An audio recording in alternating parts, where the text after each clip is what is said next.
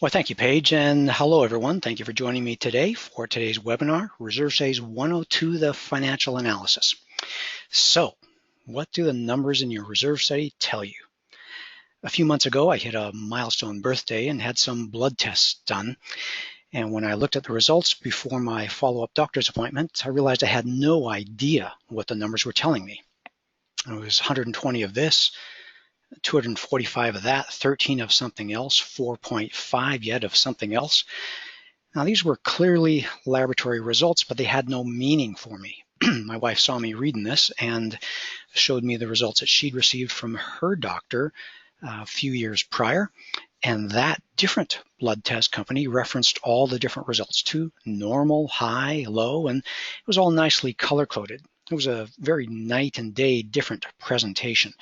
Those results were meaningful, and you didn't need a doctor at your side to interpret them. So that's what I want to do in today's webinar. Whether you have a reserve study from Association Reserves, where, interestingly, the results are color-coded, or if yours is from another reserve study company, I'm here to give meaning to the numbers in your reserve study. Association Reserves is in the business of guiding our clients towards an improved future. So again, whether you're a client or a visitor, we want the boards and managers in attendance today to know what their reserve study reveals about their current condition and where the reserve study is guiding them. Today, I'll be both your instructor and your guide.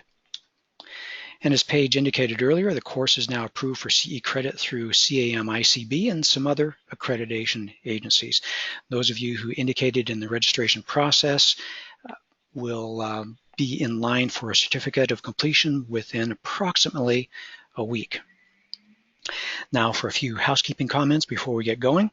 As a reminder, this is a live presentation, and because of that, everyone's been muted to keep the background noise to a minimum. I want to point out a few controls, however, that appear on your screen.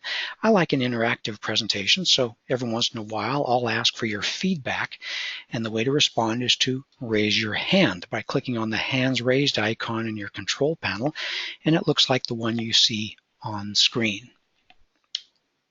And if you came with a question, or if anytime you have a question that arose due to something I've said, just type it in the dialog box that, again, is in your control panel, similar to what you see on screen. Paige will be monitoring that through our session today, and we'll select from those at the end during our Q&A time. I hope you have some paper and are taking notes, but just to give you some peace of mind, I want to let you know that the session today is being recorded and will be uploaded to our website for future reference. We will create and send an outline to all attendees who fill out a survey at the end of today's session, so make sure to fill out that survey and tell us what you like best so we can continue to provide maximum value for your time and remain your first choice for reserve study information. So without further delay, let's give it a test. Give me a hands raised if you're ready for me to get going on the presentation. Hands raised, everyone. Grab your mouse. Oh, wow. Paige, they're quick. Very good. You got them nicely warmed up. Okay, I'm going to put hands down. Okay, now everyone's hands down. And here we go. So, what do you need to know? Well, it's the same information that I needed to know when I was president of my association. Every reserve study has three parts, and it begins with the reserve component list, which we call the foundation of the reserve study. The reserve component list defines the scope and schedule of your upcoming reserve expenses. Assembling that reserve component list or updating it is the material we covered in Reserve Studies 101. And out of curiosity, give me a show of hands of how many of you have attended that program, Reserve Studies 101. Okay, thank you. That's a fair scattering. Okay, I'm going to put hands down.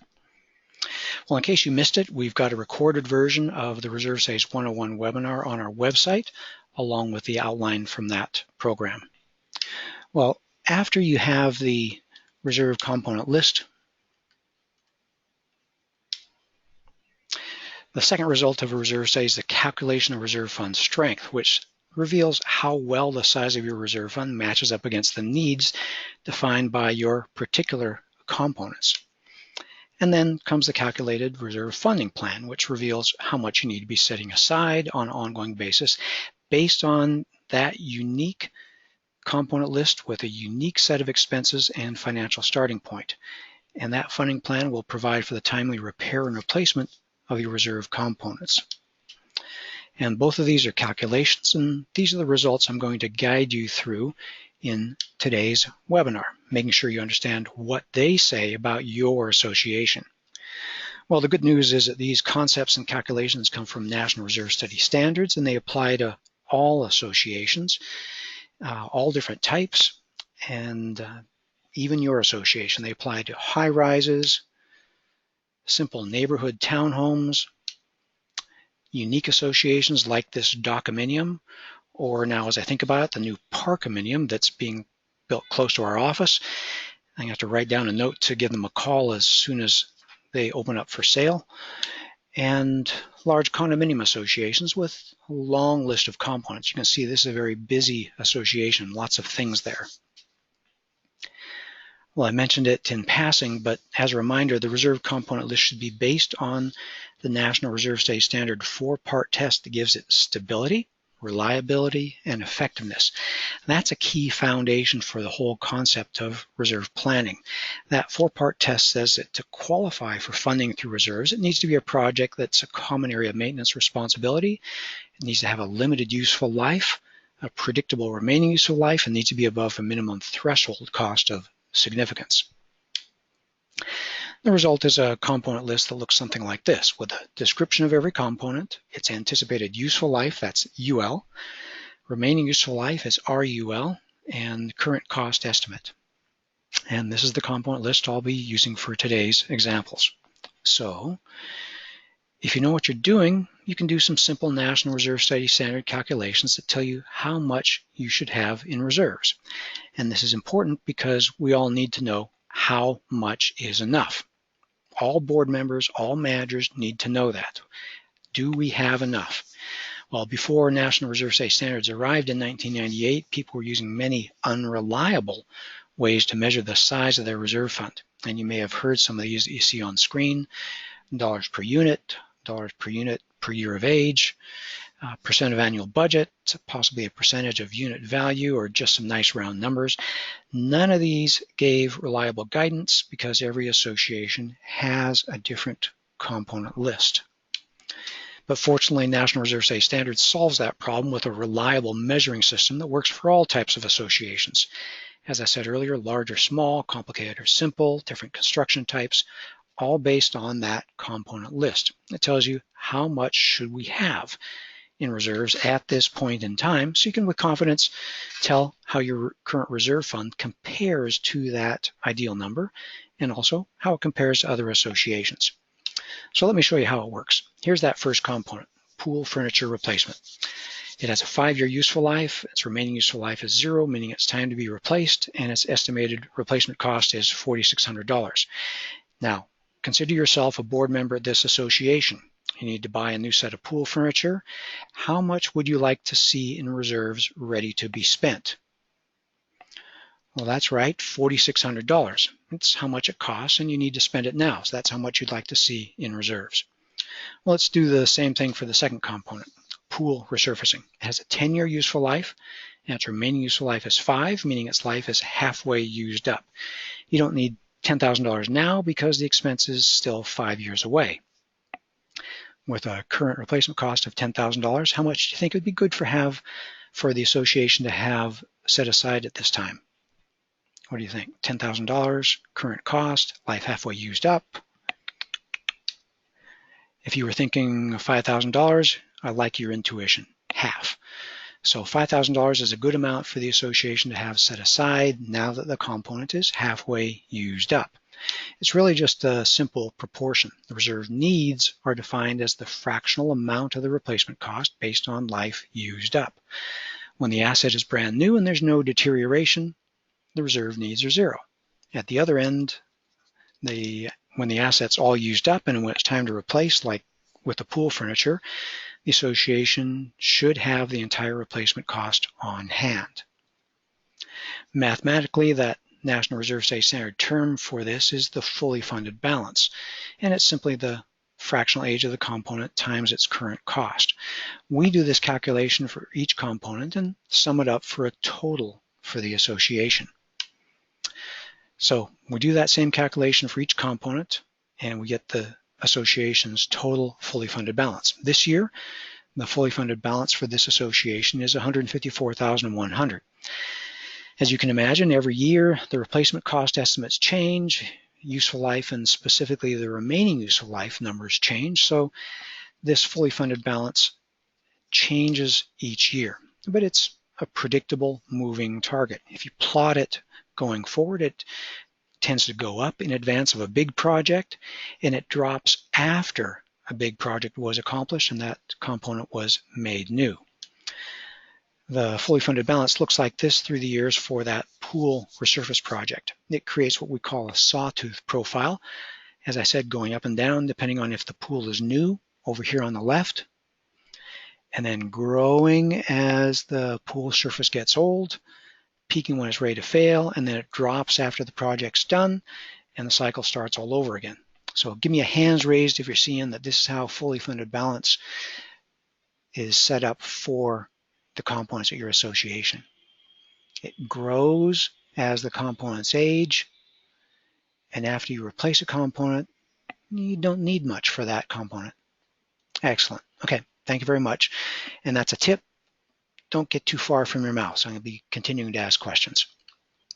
Okay.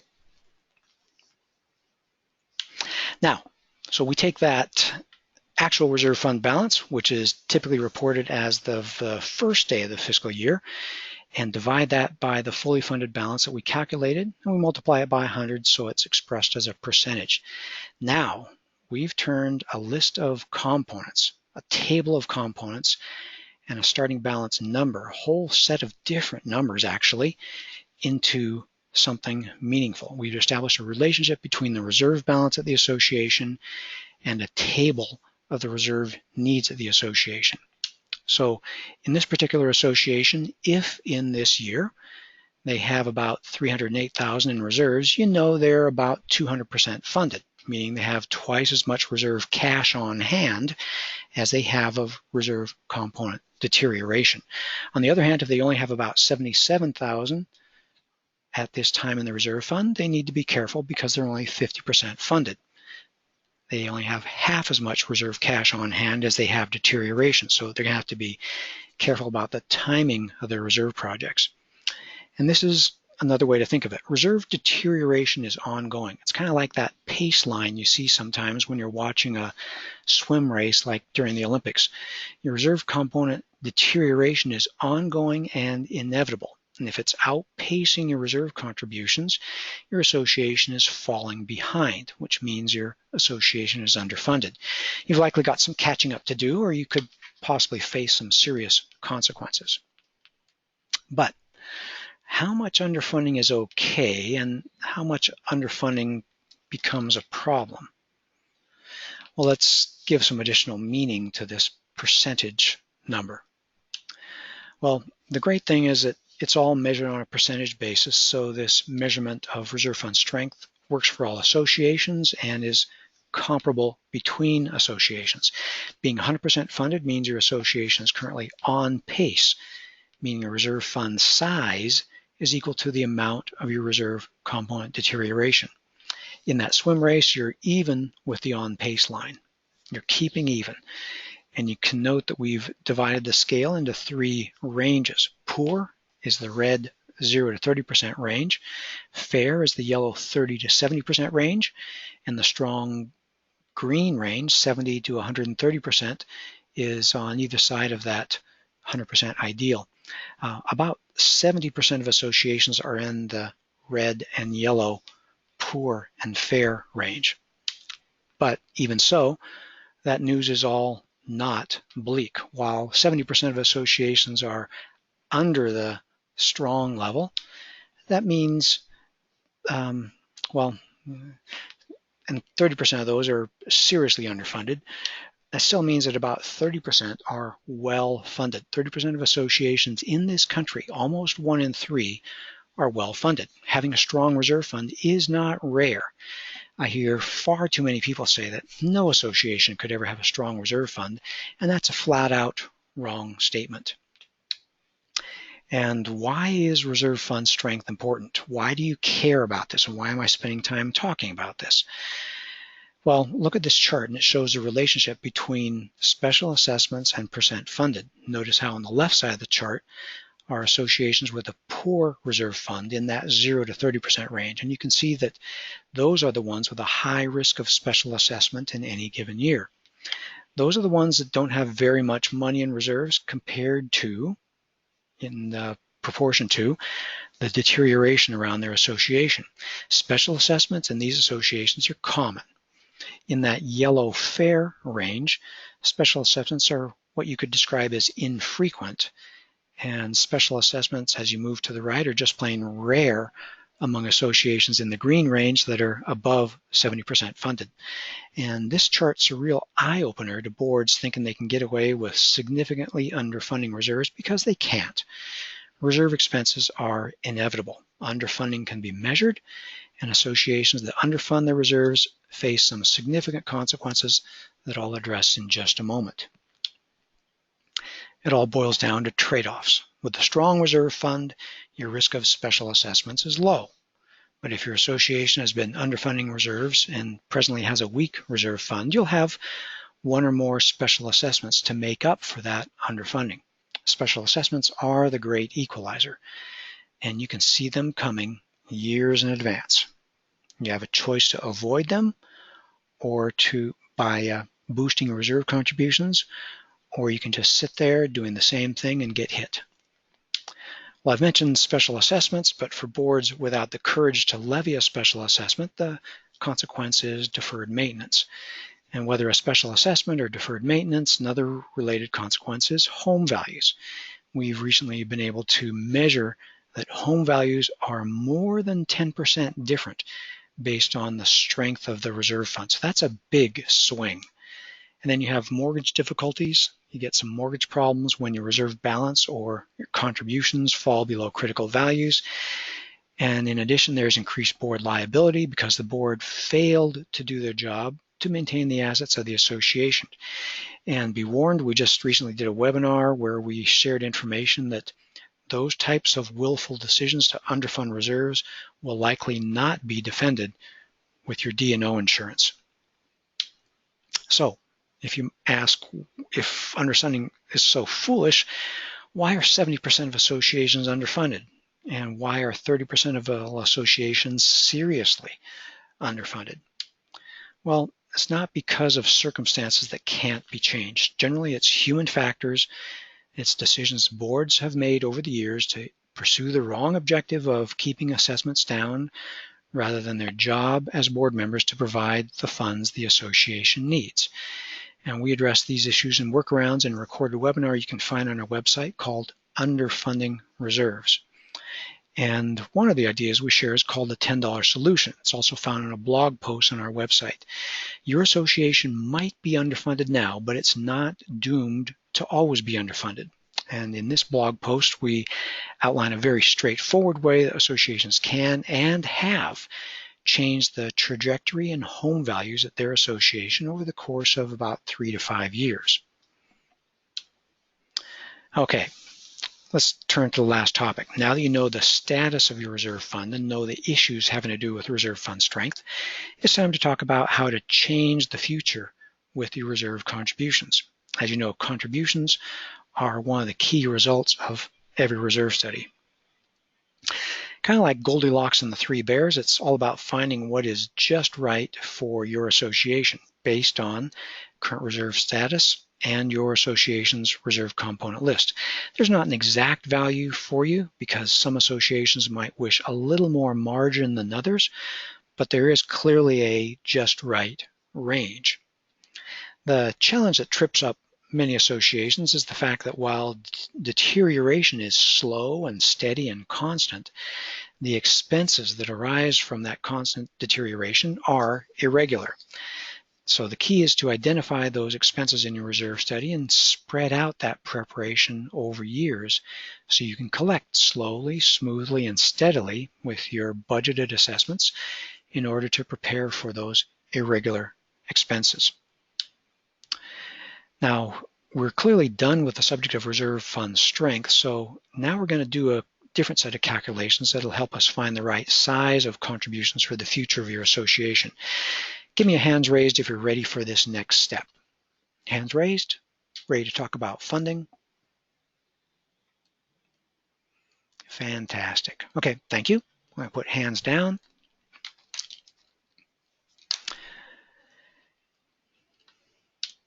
As we begin the topic of contributions, one key is understanding what we're trying to accomplish, what the contributions are for. So give it a thought. Are reserve contributions for the here and now, or are reserve contributions for the future? Think about it for a moment. It's important to understand that reserve contributions are for the here and now. The expenses are in the future, but deterioration is an ongoing daily, weekly, monthly occurrence. Reserve contributions are necessary to offset that ongoing deterioration. If your reserve contributions offset ongoing deterioration, the future is going to take care of itself. In this way, all owners end up paying their fair share of the deterioration that occurred while they owned a home at the association. So this is an important concept. Reserve contributions offset ongoing deterioration. They are not, as I so often hear, not a gift for the future. They are not a cautious set aside for a rainy day. Operating budget expenses are for the daily, weekly, monthly expenses at the association.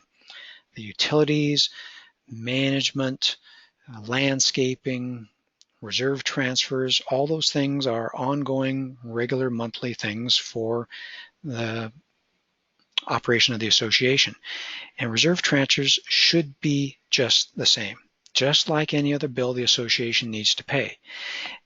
And what we find wonderful is noticing how you'll significantly increase the buy-in and support from your homeowners if you continue to characterize reserve contributions using present tense words, offsetting ongoing deterioration.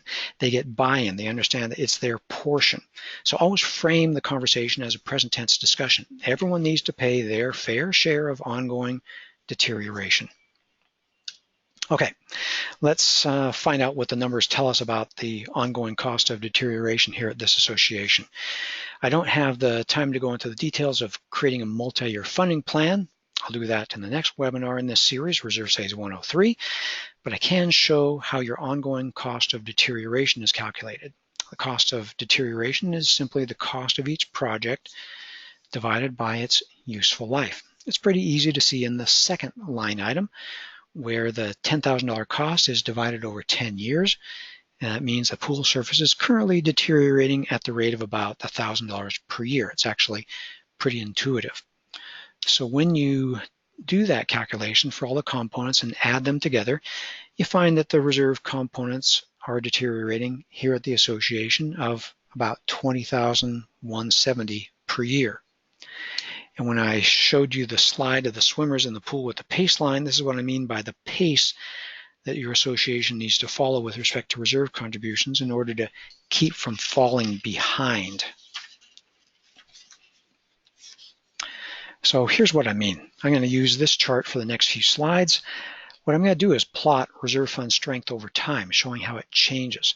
Time is going to move from left to right. And as I indicated earlier, a strong reserve fund is the upper half of the screen up in green. It's over 70%. And a weak or severely underfunded reserve is down in the 0 to 30% pink or red range down at the bottom. And you'll see on the right a yellow arrow just to help you keep an eye where the 100% funded line is. Okay, let's find out what different reserve contributions do for this association. Now let's presume a typical association starting at about 50% funded. And let's presume that they're making contributions of $20,170 per year, which is their rate of deterioration that we just calculated. Funding their reserves at that rate is going to keep up with deterioration. It's not going to cause the reserve fund to gain or drop in strength. Just a little bit of bouncing around as the fully funded balance goes up and down over the years due to component projects getting accomplished. This association is basically just keeping pace with deterioration that's going on. No getting ahead, but then again, no falling further behind. You can probably guess where I'm going here. If the association starts making contributions higher than $20,170 a year, those contributions will tend to strengthen the reserve fund. The net effect is they're going to see their percent funded trend upwards over the years. Associations with a weak reserve fund need to do this, gradually making up for years of underfunding and in order to prepare for a significant expense or 2 or 3. It's kind of like how you need to press the gas pedal in your car a little harder when you want to speed up. And here's what happens if you make reserve contributions less than your rate of deterioration. Your reserve fund is going to drop in strength over the years as you fall farther and farther behind. The reserve fund is going to drop in strength, and as you drop into that 0 to 30% range, your risk of special assessment, deferred maintenance, and declining property values is significant. So the point I want to make is that reserve contributions might seem expensive, but it's far more expensive to face the consequences and costs of underfunding your reserves. In general, to give you some reasonable expectations, we find that reserve contributions typically need to be in the range of 15 to 40% of an association's total budget, very often close to 25% in order to offset ongoing deterioration. 15 to 40% is a pretty wide range, but that's the value of a reserve study, to find the contribution rate that's just right for your association at this time. And I don't want to leave you frustrated. Let's talk about some real dollars and cents. While reserve contributions may look like a lot of money, especially if you need to increase them, they're actually very affordable for the individual homeowner. And you heard me right, reserve contributions are very affordable. In all but a few rare cases, condominium reserve contributions are just a few dollars a day, very similar to the cost of a premium coffee drink per day. Now, if on the other hand you're a member of or manage an association where the owners maintain their own standalone homes, a planned development or a home owners association, then reserve contributions truly are trivial on a dollars per day basis.